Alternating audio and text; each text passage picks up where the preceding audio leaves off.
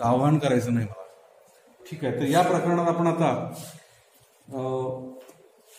फळं आणि भाजीपाला साठवण्याच्या अनेक पद्धती आपण आतापर्यंत अभ्यास केल्या. आता हे का साठवतोय आपण फळं आणि भाज्या? तर निसर्गतः नाशवंत आहेत म्हणून साठवतो, हे स्पष्ट. निसर्गतः नाशवंत का आहेत? तर निसर्ग नाशवंत असण्याची काही कारण आहेत. तुम्ही कोण सांगताय का बघा? फळं आणि भाज्या खराब का होतात? What are the reason?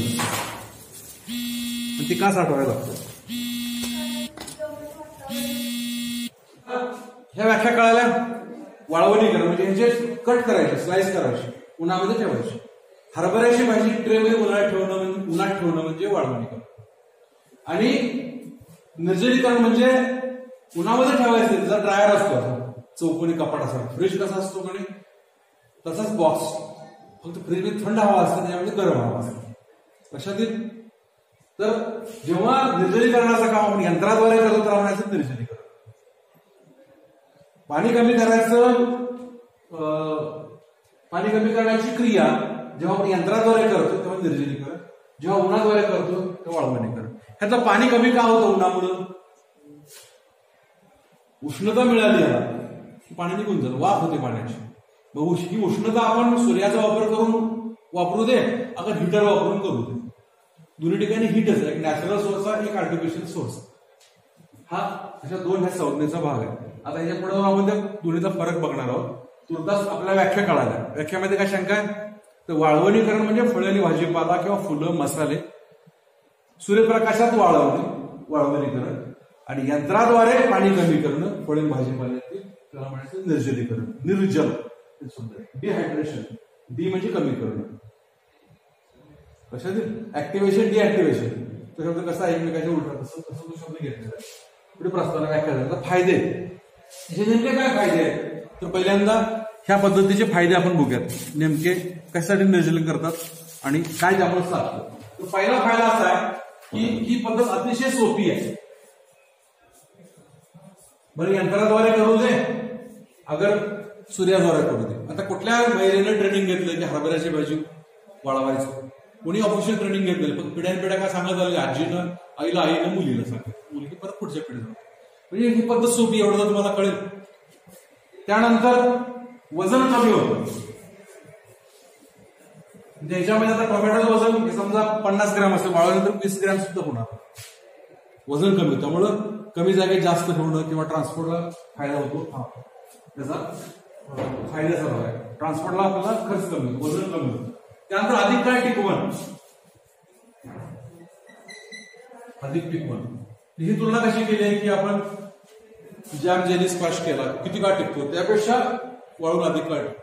म्हणजे हरभऱ्याची भाजी वर्षभर सहज टिकते, 2 वर्ष पण राहील. गवार पद्धती कमी आहे. या ठिकाणी मी ऍड करेन पालक वाळवून ठेवता येतो, फुलकोबी वाळवून ठेवता येते, कोबी वाळवून ठेवता येते, ड्रमस्टिक म्हणजे शेवगा वाळवून ठेवता येतो.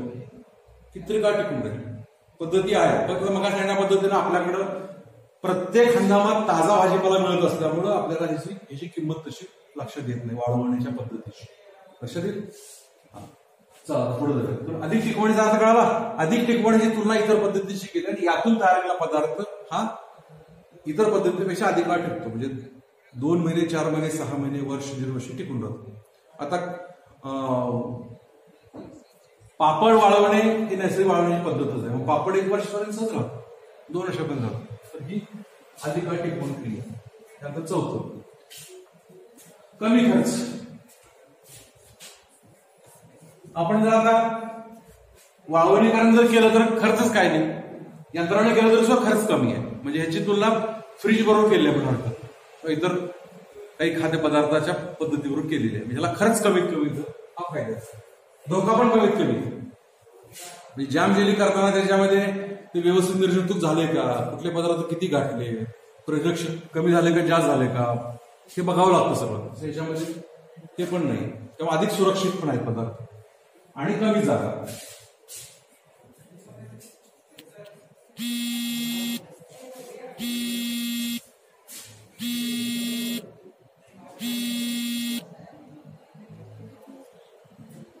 तर सुरक्षितचा भाग पण आहे अधिक सुरक्षित एक फायदे करता येईल आपल्याला.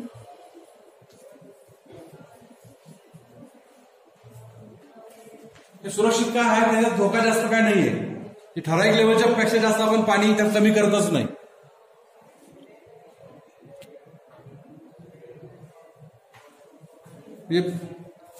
आता ठराविक टोमॅटो वाळायचं म्हणलं त्याला काय पद्धत आहे, किंवा त्याच्यामध्ये 6% जलांश राहणार, त्यापेक्षा कमी होत नाही. त्यामुळे थोडं जास्त वाळलं तरी कमी नुकसान काय नाही, कमी का वाळवायचा विषय नाहीये. तसं सोडियम बेंझोएट जास्त पडलं तर नुकसानकारक आहे, कमी पडलं तर टिकणार नाही.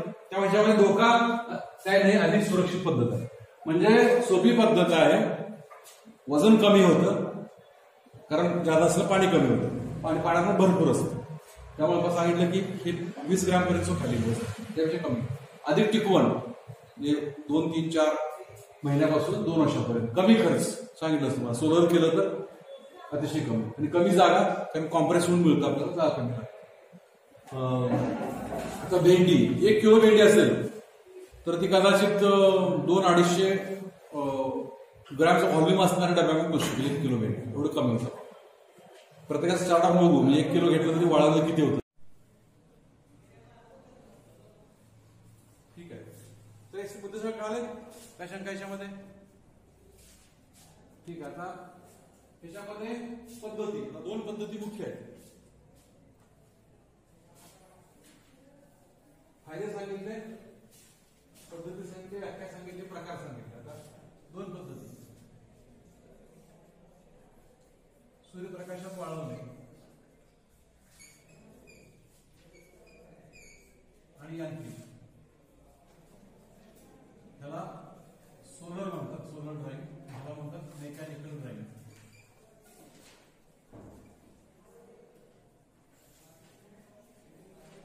तर एक पद्धत आहे नैसर्गिक आहे,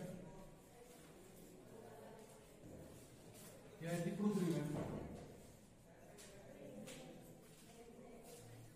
ही आहे ती कमी खर्चिक आहे, ही आहे ती अधिक खर्च आहे. त्याला वेळेची काळाची मर्यादा आहे.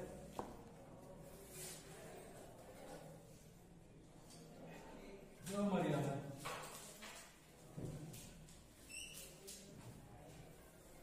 गुणवत्ता कमी आहे, अधिक गुणवत्ता.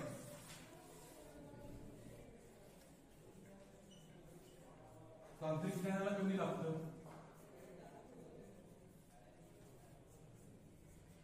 कमी अधिक लागतं.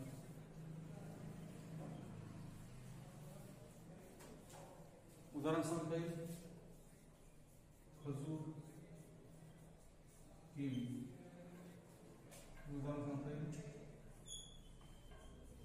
आंबा पावडर.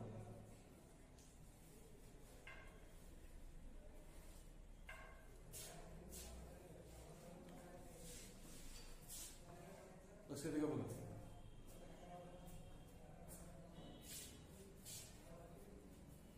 परत सांगतो मी, सूर्यप्रकाशातील वाळवण म्हणजे असं उदाहरण घेतलंय की असं सोलर आहे, ऊन आहे, त्याचा उपयोग आपण करतो. इथं बॉक्स आहे, त्याला इलेक्ट्रिक करंट दिलाय.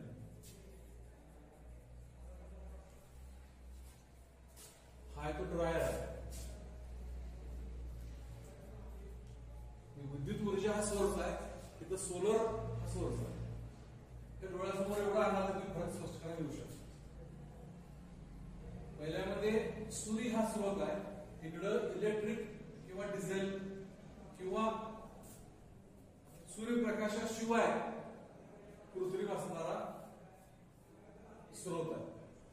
त्याच्यावरून दिलं की पहिली पद्धत ही नैसर्गिक आहे, इकडे कृत्रिम पद्धत आहे. यासाठी खर्च कमी येतो, खर्च अधिक येतो. ह्याला वेळेची मर्यादा असते, रात्री करू शकत नाही आपण, किंवा जेव्हा सूर्यप्रकाश तेव्हा करू शकत नाही. तिथं आपण अमर्याद आहे, दिवसा रात्री कधी आपण करू शकतो. इकडे गुणवत्ता थोडी कमी राहते, किंवा धूळ कचरा आपण नियंत्रण करू शकत नाही. इथे गुणवत्ता अधिक राहते, कारण सगळं बंदिस्त आणि नियंत्रित वातावरणात असतं.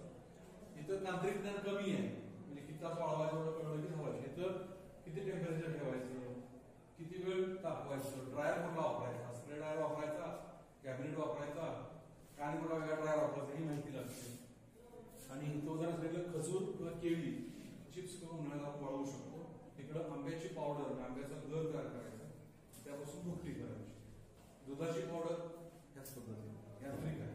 दूध पावडर ही नैसर्गिक होऊ शकत नाही. कमी वेळेत जास्त ऊर्जेतून आपल्याला ते पदार्थ करायचे त्याला यांत्रिक पद्धतीने जावं. काय शंका त्याच्यामध्ये?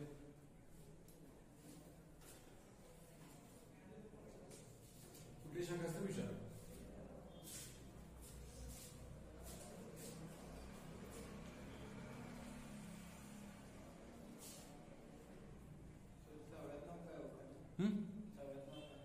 सव्यामध्ये आंबा पावडर, खजूर केळी,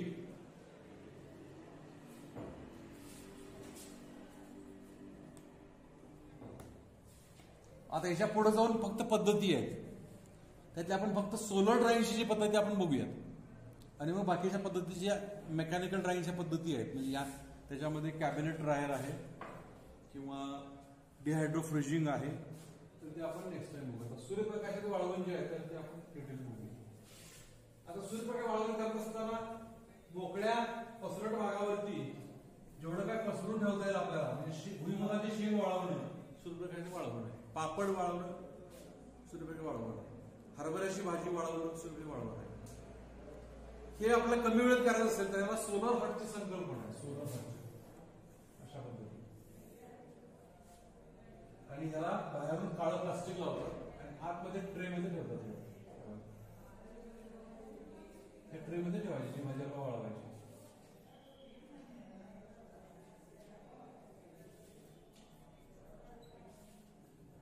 हे काळ्या रंगाचं प्लास्टिक असतं, ब्लॅक प्लास्टिक. काळा रंग काय करतो तर जास्तीत जास्त ऊर्जा शोषून घेतो. आपल्याला उन्हाळ्यामध्ये काळे कपडे वापरून हायस्कूलला तुम्ही शिकला असाल का, तर उन्हाळ्यामध्ये उष्णता जास्त असते. काळे कपडे आपण घातले तर उन्हात करलो की ती उष्णता कपडे जास्त शोषून घेते, तुम्हाला जास्त उकडेल. ती संकल्पना इकडे वेगळ्या पद्धतीने वापरली आहे, म्हणजे जास्तीत जास्त ऊन शोषून घ्यायला पाहिजे त्या प्लास्टिक, आणि तशा पद्धतीने सोलर हट वापरून ते वाळवून करतात. ह्याच्यामध्ये समजा 10 तासात होत असेल तर यामध्ये तेच काम 6 तासामध्ये होईल. इकडे 2 दिवस लागत असतील तर हे एका दिवसामध्ये होईल. आणि त्याच्याशिवाय इथं जो काही धूळ, काडी कचरा किंवा आणखीन काही घटक माशा जाऊन बसणं इथं जे होतं ते इथं होणार नाही, कारण सगळ्या बाजूने बंदिस्त. अशा पद्धतीनं सुवर्णमध्ये साधून केलेलं करता येत. अशा करणाऱ्या आपली जर संकल्पना असेल तर ह्या गोष्टी आपण सहजरित्या काही काही आपल्या लेवलला कॉटेज इंडस्ट्रीच्या पद्धतीनं स्थानिक पातळीवरती करू शकतो. आता ह्याची जी काही कृती आहे आणि यांत्रिकरणाची जी पद्धत आहे ती आपण नेक्स्ट टाइम देणार. आणि थोडक्यात तरी सांगता येईल. आता जेव्हा सोलर आपण अशा पद्धतीने वाळवण करतो तेव्हा काय करतात, कोबी निवडायची, तुकडे करायचे, त्याला ब्लँचिंग करायचं. ब्लँचिंग करायची काय करायचं, उकळत्या पाण्यामध्ये सोडायचं किंवा वाफेवरती त्याला उष्णता द्यायची. त्यामुळे काय होतं, त्यातले विकर निष्क्रिय होतं, विकर निष्क्रिय होतं आणि वाळवण्याचं काम पण जलदगतीनं होतं आणि ते आणून मग असं पसरवून टाकायचं. हरभऱ्यामध्ये आपण काय करतो, आणि तुडून आपण उन्हामध्ये पसरून टाकतो. ती अर्धवट क्रिया होते, त्यापेक्षा थोडीशी ही पुढची क्रिया आहे. त्याला ब्लँचिंग क्रिया करायची. काही ठिकाणी सल्फरची धुरी पण देतात त्याला, बुरशी लागत नाही. लक्षात येईल. तर ही पद्धत दोन्हीचं मिश्रण करून तयार केलेली पद्धत आपल्याला टप्प्याटप्प्याने बघायची.